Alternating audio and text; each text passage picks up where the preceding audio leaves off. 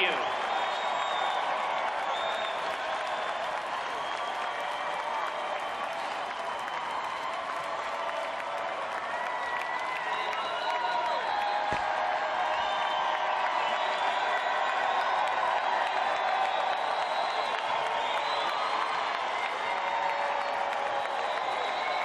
Thank you, and God bless each and every one of you.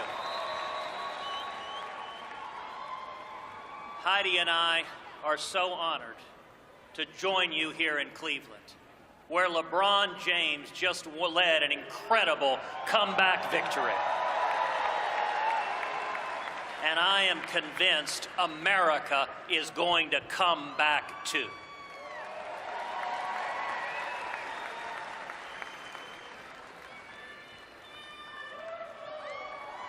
I want to congratulate Donald Trump on winning the nomination last night.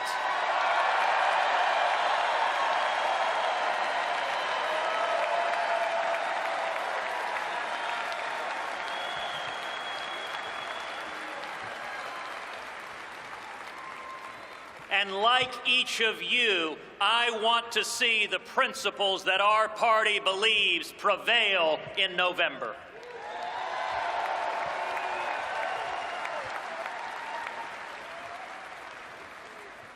Conventions are times of excitement, but given the events of the last few weeks, I hope you'll allow me a moment to talk to you about what's really at stake.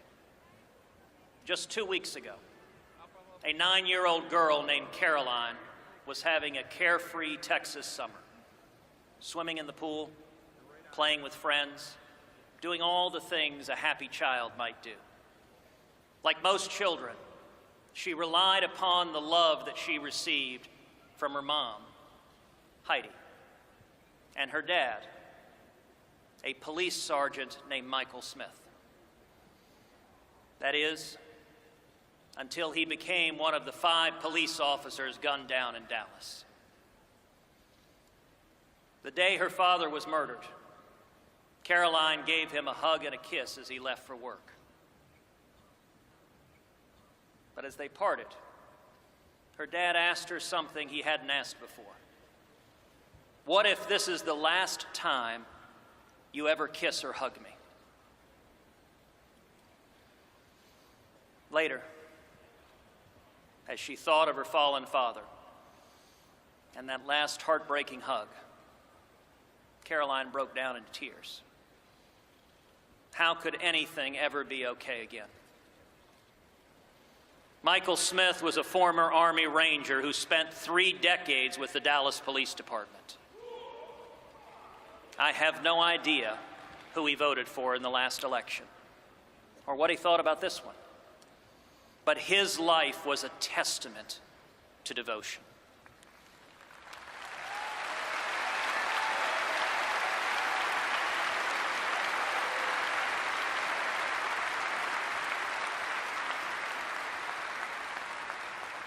He protected the very protesters who mocked him because he loved his country and his fellow man. His work gave new meaning to that line from literature: to die of love is to live by it.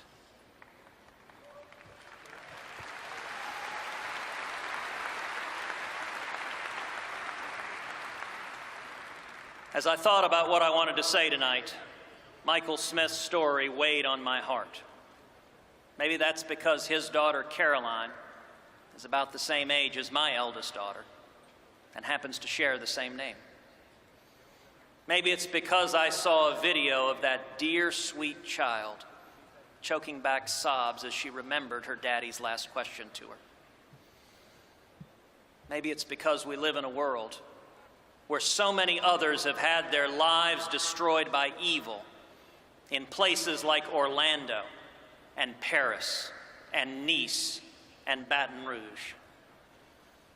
Maybe it's because of the simple question itself: what if this, right now, is our last time? Our last moment to do something for our families and our country? Did we live up to the values we say we believe?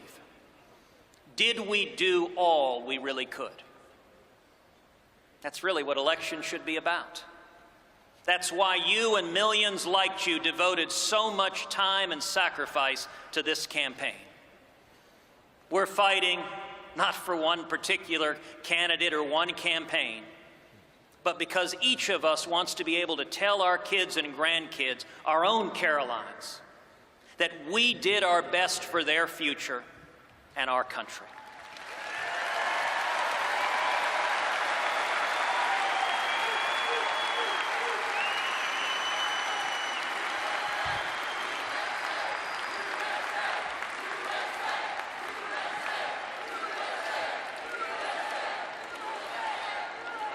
America is more than just a landmass between two oceans. America is an ideal, a simple yet powerful idea. Freedom matters.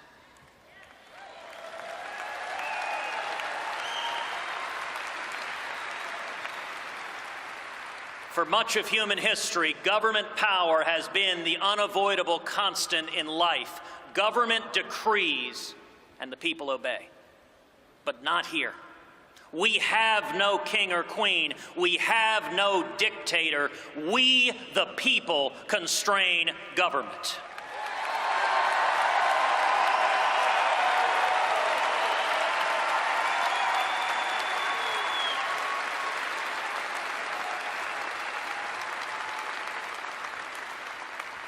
Our nation is exceptional because it was built on the 5 most beautiful and powerful words in the English language. I want to be free.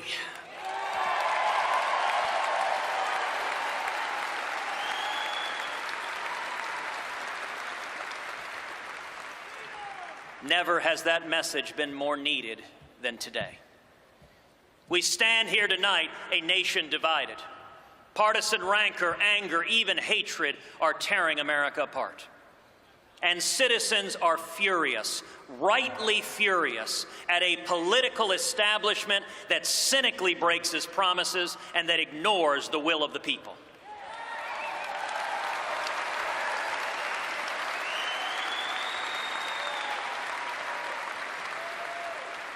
We have to do better.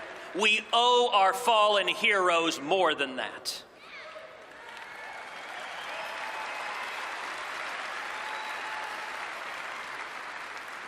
Now, of course, Obama and Clinton will also tell you that they care about our children's future. And I want to believe them. But there is a profound difference in our two parties' vision for the future.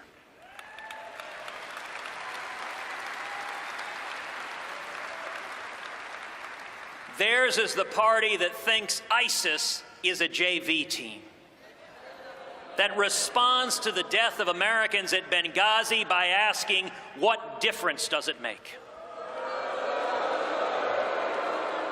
And that thinks it's possible to make a deal with Iran, which celebrates as holidays Death to America Day and Death to Israel Day. My friends, this is madness. President Obama is a man who does everything backwards. He wants to close Guantanamo Bay and open up our borders. He exports jobs and imports terrorists. Enough is enough.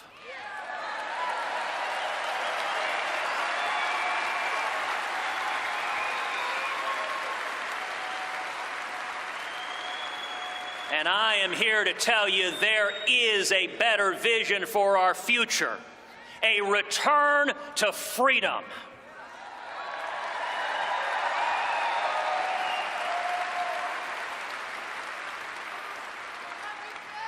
On education, your freedom to choose your child's education, even if you aren't as rich as Hillary Clinton or Barack Obama.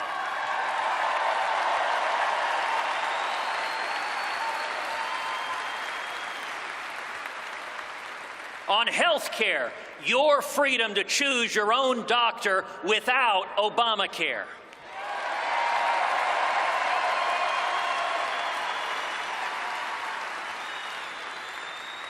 On taxes, your freedom to provide for your family without the IRS beating down your door.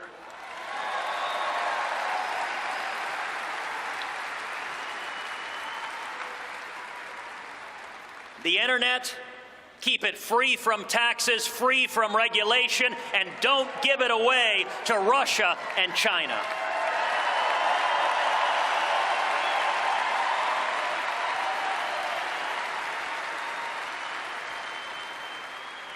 Freedom means free speech, not politically correct safe spaces.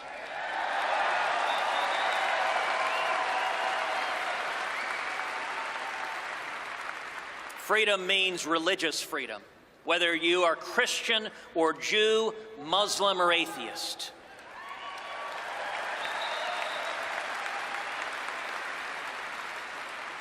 Whether you are gay or straight, the Bill of Rights protects the rights of all of us to live according to our conscience.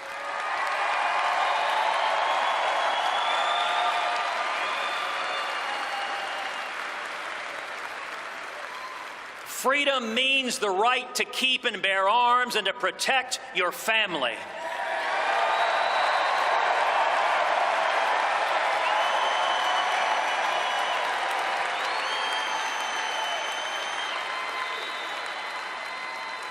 Freedom means that every human life is precious and must be protected.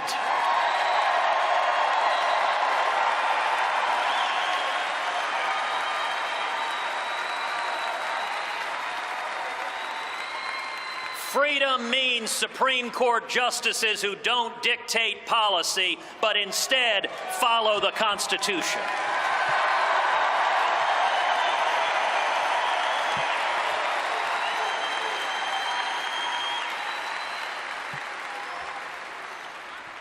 And freedom means recognizing that our Constitution allows states to choose policies that reflect local values. Colorado might decide something different than Texas. New York, different than Iowa. That's the way it's supposed to be. Diversity.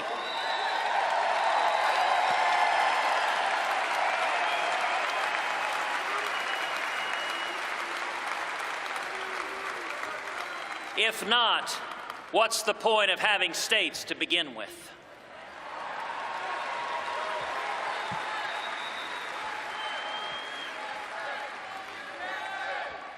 Now, Hillary Clinton believes that government should make virtually every choice in your life. Education, health care, marriage, speech, all dictated out of Washington. But something powerful is happening. We've seen it in both parties. We've seen it in the United Kingdom's unprecedented Brexit vote to leave the European Union.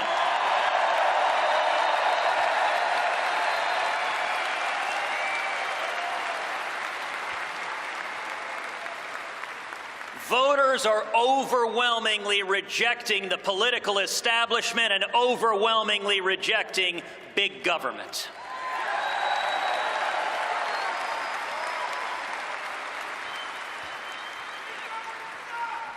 That is a profound victory, and it is one earned by each and every one of you. People are fed up with politicians who don't listen to them, fed up with a corrupt system that benefits the elites instead of working men and women.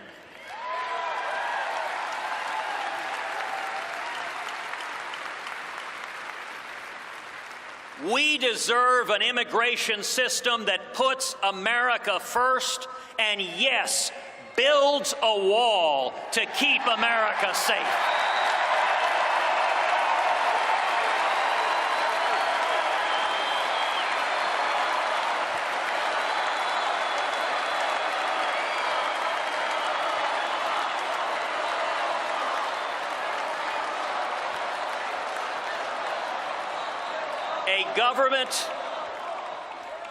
A government that stops admitting ISIS terrorists as refugees.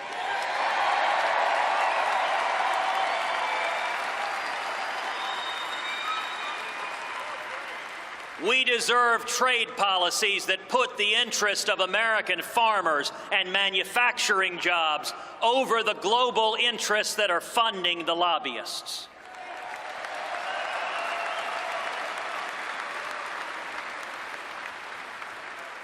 And if we stand together and choose freedom, our future will be brighter.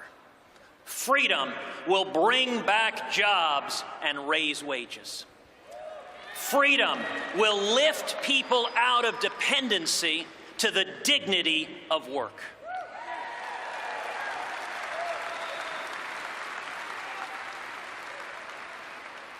We can do this. 47 years ago to this day, America put the very first man on the moon.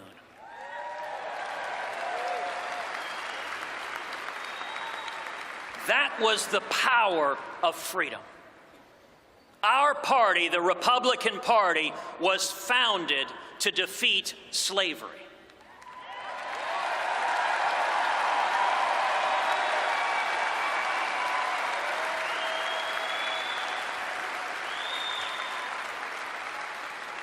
Abraham Lincoln, the first Republican president, signed the Emancipation Proclamation.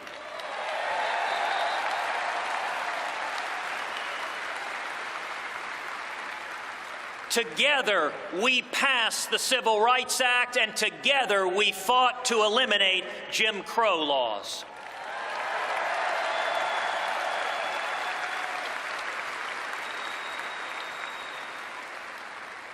That's our collective legacy, although the media will never share it with you. Those were fights for freedom, and so is this. Sergeant Michael Smith stood up to protect our freedom. So do the soldiers and sailors and airmen and Marines every day fighting radical Islamic terrorism.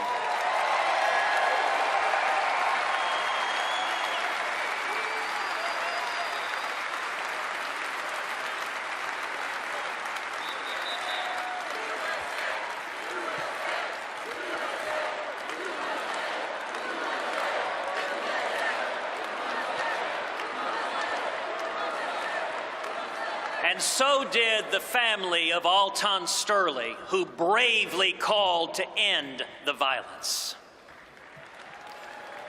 So did the families of those murdered at the Charleston Emmanuel AME Church, who forgave that hateful, bigoted murderer.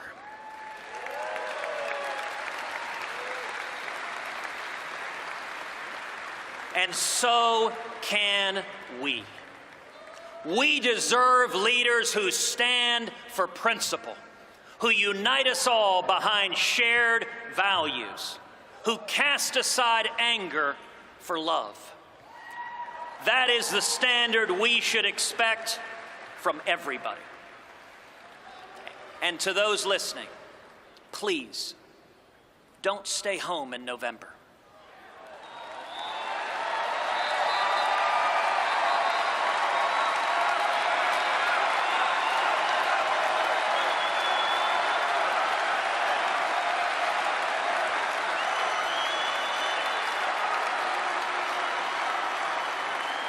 If you love our country and love your children as much as I know that you do, stand and speak and vote your conscience. Vote for candidates up and down the ticket who you trust to defend our freedom and to be faithful to the Constitution.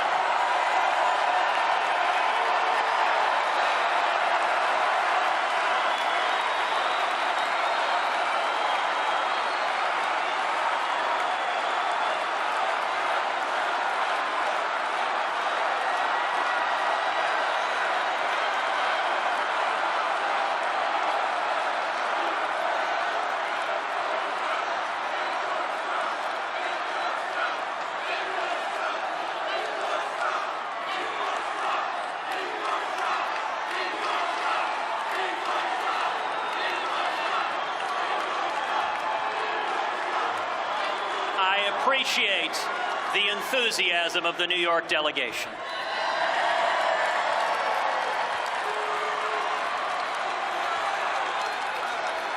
And I will tell you, it is love of freedom that has allowed millions to achieve their dreams.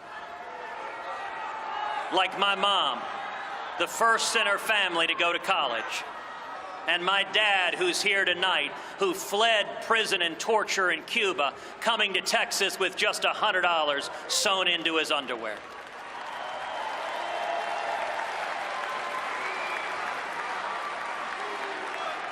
And it is love that I hope will bring comfort to a grieving 9-year-old girl in Dallas. And God willing, propel her to move forward and dream and soar and make her daddy proud. We must make the most of our moment to fight for freedom, to protect our God-given rights, even of those with whom we don't agree, so that when we are old and gray, and when our work is done, and we give those we love one final kiss goodbye, we will be able to say, freedom matters, and I was part of something beautiful.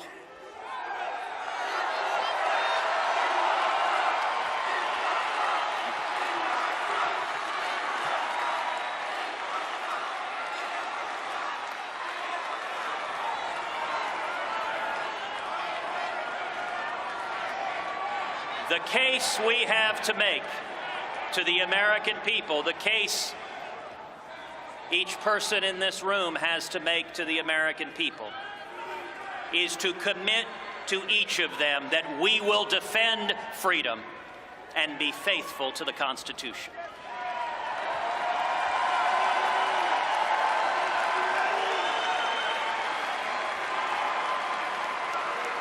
We will unite the party, we will unite the country by standing together for shared values, by standing for liberty. God bless each and every one of you, and God bless the United States of America.